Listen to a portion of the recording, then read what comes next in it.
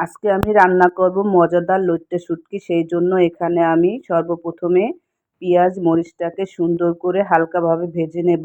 ভেজে নেওয়ার পর এই যে আলু আর হলো বেগুন কেটে রেখেছি, এগুলো দিয়ে আমি লইট্টে শুটকিটাকে রান্না করব। আর এক সাইডে আমি লইট্টে শুটকিটাকে সুন্দর করে ভাপ দিয়ে সেদ্ধ করে রেখে দিলাম। এখানে আদা রসুন তারপরে পেঁয়াজ বাটা দিয়ে লবণ দিয়ে সুন্দর করে একটু ভেজে নিলাম। ভেজে নেওয়ার পর দিয়ে দিলাম একটা টমেটো, তারপরে দিয়ে দিলাম মরিচ হলুদের গুঁড়া দিয়ে সুন্দর করে ভালোভাবে নেড়েচেড়ে নেব। দিয়ে দেব লইট্টে শুটকিগুলো। লইট্টে শুটকিগুলো দিয়ে দেওয়ার পরে ভালোভাবে কষিয়ে নেব আবারও 2-3 মিনিট। কষিয়ে নেওয়ার পরে এখানে আমি এর সাথে অ্যাড করে দেব আমার আগে থেকে ধুয়ে রাখা বেগুন আর আলু।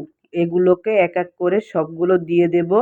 দিয়ে দেওয়ার পর সুন্দর করে ভালোভাবে আবার কষিয়ে নেব। কষিয়ে নিতেই দেখবেন একদম নরম হয়ে যাবে।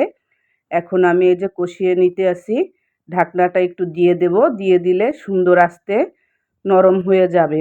এই যে আমার কষানোটা প্রায় হয়ে গিয়েছে। এখানে আমি অ্যাড করে দেব অল্প কিছু পানি। বেশি পানি দিব না, বেশি পানি দিলে কি হবে, বেগুনগুলো একদম চটকিয়ে যাবে। সেই জন্য এখানে আমি অল্প কিছু পানি দেব। এখানে আমার কষানোর সাথেই বেগুনগুলো নরম হয়ে গিয়েছে। সেই জন্য অল্প পরিমাণ পানি দেব। অল্প পরিমাণ পানি দিয়ে সুন্দর করে ঢেকে ঢেকে এগুলোকে আমি রান্না করব। এই যে অল্প একটু পানি দিয়েছি, দিয়ে হালকা করে নাড়াচাড়া দিয়ে তারপরে ঢাকনা দিয়ে ঢেকে রাখবো 10-15 মিনিট। ঢেকে রাখার পরে আবার সুন্দর করে ঢাকনাটা উঠিয়ে তারপরে সুন্দর দেখেন কালারটা মাশাআল্লাহ খুব সুন্দর হয়েছে। দিয়ে দেব ধনিয়া পাতা। ধনিয়া পাতা দিয়ে 5 মিনিটের জন্য ঢাকনা দিয়ে ঢেকে রাখবো, যাতে তরকারির ভিতরে ধনিয়া পাতার ঘ্রাণটা ঢুকে।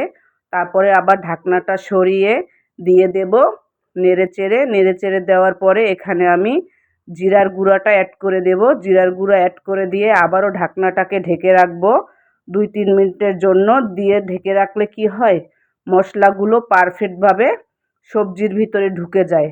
এই যে দেখেন কালারটা কিন্তু খুবই সুন্দর হয়েছে। আর আমার কিন্তু বেগুনগুলো সব ভেঙে যায় নাই, একটু আস্তে আস্তে আছে, শুটকিগুলো আস্তে আস্তে আছে। খেতে কিন্তু খুবই ভালো লাগে এরকম করে। যারা খেয়েছেন তারা তো জানেন যে কত মজা।